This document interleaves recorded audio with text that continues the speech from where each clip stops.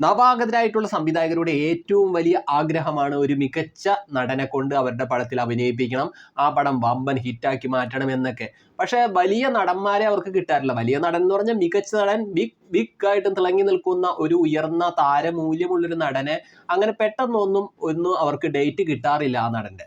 പക്ഷേ നവാഗതരായിട്ടുള്ള സംവിധായകർക്ക് വേണ്ടിയിട്ട് ഡേറ്റ് കൊടുക്കാൻ തയ്യാറായി നിലനിന്ന മമ്മൂക്കയെ കുറിച്ചാണ് നമ്മൾ ഇന്ന് സംസാരിക്കാൻ പോകുന്നത്. മെഗാസ്റ്റാർ മമ്മൂട്ടിയുടെ ചിത്രങ്ങളിൽ കുറേയേറെ ചിത്രങ്ങൾ നവാഗതരായിട്ടുള്ള സംവിധായകരുടെ ചിത്രങ്ങളിലാണ് അദ്ദേഹം അഭിനയിച്ച് മികവാക്കി മാറ്റിയിട്ടുള്ളത്. നവാഗതരായിട്ടുള്ള സംവിധായകരെ കുറിച്ച് മമ്മൂക്ക ഇങ്ങനെയാണ് പറയുന്നത്: അവരെ എനിക്കെന്നും പ്രചോദനമാണ്. അവർ നിർമ്മിച്ചു കൊണ്ടുവരുന്ന കഥയിലെ കഥാപാത്രങ്ങൾ എനിക്ക് യോജിച്ചതാണെന്ന് അവർക്ക് തോന്നുമ്പോൾ അവരെന്നെ സെലക്ട് ചെയ്യുന്നു, അവരെന്നെ അതിലേക്ക് പൂർണ്ണമായിട്ടും അതിലേക്ക് ഉൾപ്പെടുത്തുന്നു. അപ്പോൾ ഞാൻ അവരോട് സഹകരിക്കുന്നു. അതാണ് മമ്മൂക്ക പറഞ്ഞത് ട്ടാ. മമ്മൂക്കയുടെ അഭിപ്രായമാണ്. കാരണം നവാഗതരായിട്ടുള്ള സംവിധായകരുടെ ഒരുപാട് ചിത്രങ്ങൾ അദ്ദേഹം അഭിനയിച്ചിട്ടുണ്ട്. ആദ്യമായിട്ട് അദ്ദേഹം ഒരു നവാഗതനായിട്ടുള്ള സംവിധായകന്റെ ചിത്രത്തിൽ അഭിനയിച്ചത് കൊച്ചിൻ ഹനീഫയുടെ 1985 ഇറങ്ങിയ ഒരു സന്ദേശം കൂടി എന്ന് പറഞ്ഞ ചിത്രത്തിലായിരുന്നു. ആ ചിത്രത്തിലാണ് മികച്ച വേഷം കൈകാര്യം ചെയ്ത മമ്മൂക്ക പിന്നീട് കെ മധുവിന്റെ ചിത്രത്തിൽ അഭിനയിച്ചു. കെ മധു ഒരുപാട് സേതുരാമയ്യർ ചിത്രങ്ങൾ എടുത്തിട്ടുള്ള സംവിധായകനാണ്.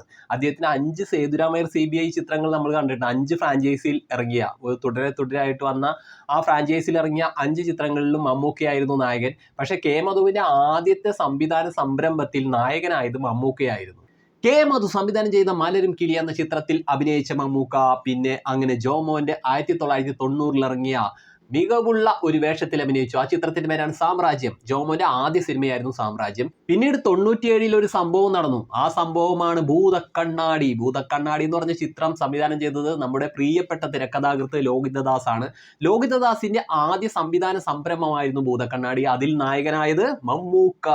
മമ്മൂക്കയ്ക്ക് വേണ്ടിയിട്ട് ഒട്ടുമിക്ക മികവുറ്റ തിരക്കഥകൾ ഒരുക്കിയിട്ടുള്ള സൂപ്പർ തിരക്കഥാകൃത്താണ് ലോഹിതദാസ്. ലോഹിതദാസിനെ നമ്മൾ എടുത്തു പറയേണ്ടതാണ്. അദ്ദേഹത്തിന്റെ തിരക്കഥകൾ എന്ന് പറഞ്ഞാൽ ജീവനുറ്റ തിരക്കഥകളാണ്. അദ്ദേഹത്തിന്റെ ഓരോ കഥാപാത്രങ്ങൾക്കും ആഴവും പരപ്പുമുണ്ട് അദ്ദേഹത്തിന്റെ തിരക്കഥകളിൽ. അത് നമുക്ക് പ്രിയപ്പെട്ട സിനിമകളാണ് തന്നിട്ടുള്ളത്. അപ്പൊ ഭൂതക്കണ്ണാടി മികച്ച ചിത്രമായിരുന്നു. എനിക്ക് വളരെ ഇഷ്ടപ്പെട്ട വേഷമായിരുന്നു അതിൽ മമ്മൂക്ക ചെയ്തത്. അടിപൊളിയായിരുന്നു അല്ലേ?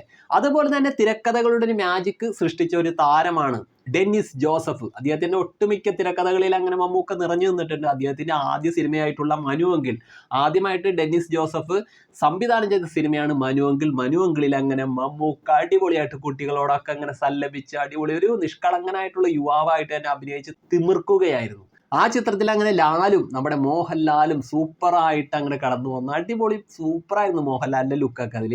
അപ്പൊ അതങ്ങനെ ഒരു സംഭവമായിട്ട് മാറിയ ചിത്രമാണ് മനുവെങ്കിൽ.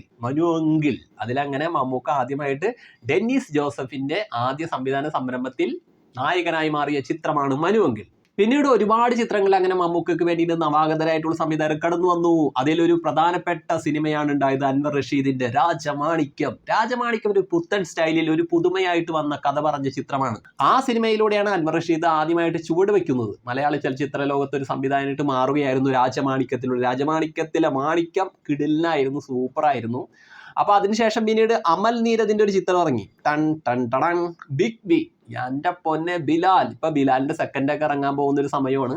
അപ്പൊ അമൽ നീരദിന്റെ ഒരു പുത്തൻ എൻട്രി വെച്ച ആ പടത്തില് മമ്മൂക്ക അങ്ങനെ നായകനായി മാറി, നമ്മുടെ ബിലാലിക്കായി മാറി. അമൽ നീരദിന്റെ ആദ്യ സംവിധാന സംരംഭമായിരുന്നു ബിഗ് ബി. പിന്നീട് കുറച്ച് ചിത്രങ്ങളിൽ ഞാൻ അങ്ങനെ എഴുതി വെച്ചിട്ടുണ്ട് ബെസ്റ്റ് ആക്ടറിന്റെ സംവിധായകൻ മാർട്ടിൻ പ്രക്കാട്ട്. ബെസ്റ്റ് ആക്ടറൊക്കെ കിടു സിനിമയുണ്ട, അടിപൊളി കഥയാണ്. ആ ഒരേട്ടൊക്കെ ഓളം സൃഷ്ടിച്ച പടമാണ് അതൊക്കെ ബെസ്റ്റ് ആക്ടർ. പിന്നെ അനൂപ് കണ്ണന്റെ ജവാൻ ഓഫ് വെള്ളിമല നല്ല പടമാണ് അത്. മാർത്താണ്ഡൻ സംവിധാനം ചെയ്ത ദൈവത്തിന്റെ സ്വന്തം ക്ലീറ്റസ്, അതിൽ മമ്മൂക്ക തകർത്തഭിനയിച്ച മുടി അങ്ങനെ നീട്ടി വളർത്തി സൂപ്പറായിരുന്നു, അടിപൊളി, നല്ലൊരു തമാശയൊക്കെ കലർന്ന നല്ലൊരു ചിത്രം. പിന്നെ അതുപോലെ തന്നെ തോമസ് സെബാസ്റ്റ്യന്റെ മായ ബസാർ, അങ്ങനെ പാട്ടും അടിപൊളിയായിട്ട് നല്ല ലുക്കായിട്ട് വന്നൊരു പടമാണ് മായ ബസാർ. അതുപോലെ തന്നെ പ്രമോദ് പയ്യന്നൂരിന്റെ ബാല്യകാല സഖി, ഒരു കല്ലുകടി ഇല്ലാത്തൊരു കുട്ടിക്കഥ പോലെ പറഞ്ഞു പോകുന്ന നല്ലൊരു ചിത്രമായിരുന്നു ബാല്യകാല സഖി. അതിലും അങ്ങനെ മമ്മൂക്ക നായകനായി മാറി. പിന്നീട് രാജാതിരാജ കടന്നു വന്നു. അജയ് വാസുദേവ് ആയിരുന്നു അതിന്റെ സംവിധാനം. അജയ് വാസുദേവ് മമ്മൂക്കയുടെ ഒരു ബിഗ് ഫാനാണ്. അജയ് വാസുദേവന്റെ ഒരു കിടുക്കാച്ചി ഒരു ആക്ഷൻ ആയിട്ടുള്ള പടമായിരുന്നു രാജാതിരാജ. പിന്നീട് കസബ കടന്നു വന്നു. കസബയുടെ സംവിധാനം നിതിൻ രഞ്ജിത്ത് പണിക്കർ, നമ്മുടെ രഞ്ജിത്ത് പണിക്കരുടെ മകനാണ് അദ്ദേഹം. അപ്പൊ കസബയിലും മമ്മൂക്കാൻ ഒരു പോലീസ് ഓഫീസറുടെ വേഷത്തിൽ മിന്നി. അതുപോലെ തന്നെ പരോൾ എന്ന് പറഞ്ഞ പടം പുറത്തിറങ്ങി. പരോളിന്റെ സംവിധാനം ശരത് സന്ദിത്താണ്. പിന്നീട് ഗ്രേറ്റ് ഫാദർ കടന്നു വന്നു. ഗ്രേറ്റ് ഫാദറിന്റെ സംവിധാനം ആരെന്ന് പറയുമ്പോൾ നമ്മുടെ മാർക്കോ ഇല്ലേ, മാർക്കോയുടെ സംവിധായകനായിട്ടുള്ള ഹനീഫ് അദേനി ആയിരുന്നു സംവിധാനം. പിന്നീട് 18-ാം പടി എന്ന് പറഞ്ഞ പടം കടന്നു വന്നു. ശങ്കർ രാമകൃഷ്ണന്റെ 18 പടി. അതിലും മമ്മൂക്കയുടെ ലുക്കൊക്കെ ചെത്ത് ലുക്കായിരുന്നു. മുടിയൊക്കെ ടക്ക് ടക്ക് നീട്ടിയൊക്കെ വളർത്തി. ദി പ്രീസ്റ്റ് എന്ന് പറഞ്ഞ ചിത്രത്തിന്റെ സംവിധാനം ജോഫിൻ ടി ചാക്കോ. ആ പടത്തിലും അങ്ങനെ മമ്മൂക്ക നായകനായി മാറി. പിന്നീട് സ്ട്രീറ്റ് ലൈറ്റ് എന്ന് പറഞ്ഞൊരു പടമുണ്ട്. അതിന്റെ സംവിധാനം ശ്യാം ദത്ത് ആയിരുന്നു ആദ്യമായിട്ട് അങ്ങനെ സംവിധാന കുപ്പായം അണിഞ്ഞത്. പിന്നെ മമ്മൂക്ക അപരിചിതനായിട്ടുള്ള സിനിമയിൽ അഭിനയിച്ചു. അതിന്റെ സംവിധാനം സഞ്ജീവ് ശിവനാണ്. അപരിചിതൻ എന്ന് പറഞ്ഞ ചിത്രം നമ്മൾ കണ്ടതല്ലേ. അതേപോലെ തന്നെ ഷാജി പാടൂരിന്റെ ഒരു ചിത്രമുണ്ട്. ഷാജി പാടൂർ ആദ്യമായിട്ട് സംവിധാനം ചെയ്ത എബ്രഹാമിന്റെ സന്തതികൾ. പിന്നെ സേതു, തിരക്കഥകളിലെ മിന്നിയ സേതുവിന്റെ ചിത്രമായിരുന്നു കുട്ടനാടൻ ബ്ലോഗ്. അതിലും മമ്മൂക്കയായിരുന്നു നായകൻ. സേതു ആദ്യമായിട്ട് സംവിധാനം ചെയ്ത ചിത്രമാണ് കുട്ടനാടൻ ബ്ലോഗ്. കുറ്റാന്വേഷണത്തിന്റെ കണ്ണുമായിട്ട് കടന്നു വന്ന കണ്ണൂർ സ്ക്വാഡ് നമ്മൾ കണ്ടതാണ്. അതിന്റെ സംവിധാനം റോബിൻ വർഗീസ് രാജായിരുന്നു. അതിൽ മമ്മൂക്കയാണ് നായകനായി മാറിയത്. ഇപ്പോഴത്തെ പുതു കാലഘട്ടത്തിന്റെ കഥയുമായിട്ട് ബസൂക്ക കടന്നു വരുന്നു. ബസൂക്കയുടെ സംവിധാനം ഡീനോ ഡെന്നീസ് ആണ്. ഡീനോ ഡെന്നീസ് ആദ്യമായിട്ട് സംവിധാനം ചെയ്യുന്ന ചിത്രമാണ് ബസൂക്ക. അപ്പൊ അങ്ങനെ മമ്മൂട്ടിയുടെ ചിത്രങ്ങൾ ഇങ്ങനെ നീണ്ടു പോവുകയാണ്. പിന്നെ ഇതേപോലെ നമ്മൾ എടുത്തു പറയേണ്ട ഒരു കാര്യം കൂടി ഉണ്ട്. കാഴ്ച എന്ന് പറഞ്ഞ പടം സംവിധാനം ചെയ്തത് ബ്ലസ്സിയാണ്. ബ്ലസ്സി ആദ്യമായിട്ട് സംവിധാനം ചെയ്യുകയായിരുന്നു. ആ ചിത്രത്തിൽ മമ്മൂക്ക തകർപ്പനായിട്ട് അഭിനയിച്ചതാണ്, നമ്മളെല്ലാവരും കണ്ടതാണ്.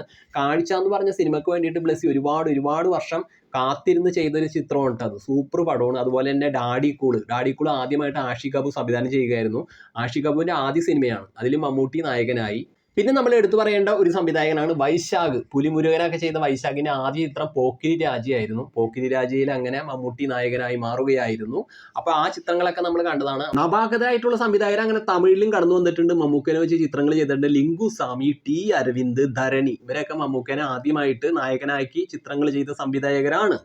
അതേപോലെ തന്നെ തെലുങ്കില് മാഹി സംവിധാനം ചെയ്തിട്ട് മമ്മൂക്കനെ നായകനാക്കിക്കൊണ്ട്. പിന്നെ ഹിന്ദിയിൽ മമ്മൂട്ടിന് നായകനായിട്ട് ആദ്യമായിട്ട് ബാപ്പാദിത്യ റോയ് സംവിധാനം ചെയ്തൊരു സിനിമയുണ്ട്. ആ സിനിമയുടെ പേര് ഇതാണ്, സൗജൂത് ഏക് സച്ച് എന്നാണ് ട്ടാ ആ പടത്തിന്റെ പേര്. അതുപോലെ തന്നെ മമ്മൂട്ടിയെ നായകനായിട്ട് മനസ്സിൽ കണ്ട് വളർത്തിയെടുത്തൊരു കഥയുമായിട്ട് വന്ന പുതുമയുള്ളൊരു ചിത്രമായിരുന്നു പുഴുവിന്റെ സംവിധായക ഒരു സ്ത്രീ ആയിരുന്നു. സ്ത്രീ കരുത്തിൽ അങ്ങനെ വളർന്ന പുഴു എല്ലാവരും കണ്ടതാണ്. ആ സംവിധായകയുടെ പേരാണ് രതീന പി ടിയുടെ ആദ്യ സംവിധാന സംരംഭമായിരുന്നു പുഴു. അതിൽ നായകനായി അങ്ങനെ മമ്മൂക്ക നിറഞ്ഞു നിന്നു. അപ്പൊ നമ്മൾ നവാഗതരായിട്ടുള്ള സംവിധായകരോട് വരുമ്പോൾ അവർ കണ്ടെത്തിയ മമ്മൂട്ടി ചിത്രങ്ങളെയും കുറിച്ചുള്ള ഒരു ചെറിയ ലിസ്റ്റാണ് ഇവിടെ നമ്മൾ പറഞ്ഞത്. നവാഗതരായിട്ടുള്ള സംവിധായകരുടെ കൂടെ പരീക്ഷണ ചിത്രങ്ങളിൽ കൂടെ മനസ്സറിഞ്ഞ് അഭിനയിക്കാൻ മമ്മൂട്ടിക്ക് സാധിച്ചിട്ടുണ്ട് എന്നുള്ളത് വലിയൊരു സത്യം തന്നെയാണ്. അദ്ദേഹത്തിന് ഒരു പേടിയും ഇല്ലാതെ നവാഗതരായിട്ടുള്ള സംവിധായകരുടെ ചിത്രങ്ങൾ അഭിനയിച്ചിട്ടുണ്ട്. ആ കഥകളിലും ആ കഥാപാത്രത്തിലും അദ്ദേഹം തൻ്റെ അഭിനയ മികവ് പതിപ്പിച്ചിട്ടുണ്ട് എന്നുള്ളത് നിറഞ്ഞ ഒരു വലിയൊരു സത്യമായിട്ട് തന്നെ നിറഞ്ഞു കിടക്കുകയാണ്. അങ്ങനെ അനുഭവങ്ങൾ പാളിച്ചകൾ എന്ന് പറഞ്ഞ ചിത്രത്തിലൂടെ കടന്നു വന്ന മമ്മൂക്ക മെഗാസ്റ്റാറായി അങ്ങനെ മാറുകയായിരുന്നു. അദ്ദേഹം ഇപ്പോൾ 73 വയസ്സിൽ നിറഞ്ഞു നിൽക്കുമ്പോഴും അദ്ദേഹം അഭിനയത്തിന്റെ ഭ്രമം അദ്ദേഹത്തിൽ നിന്നും പോയിട്ടില്ല. അപ്പോൾ ഇനിയും ഒരുപാട് ചിത്രങ്ങൾ അദ്ദേഹം ചെയ്യട്ടെ എന്ന് ആശംസിക്കുന്നു. Okay, tata, by.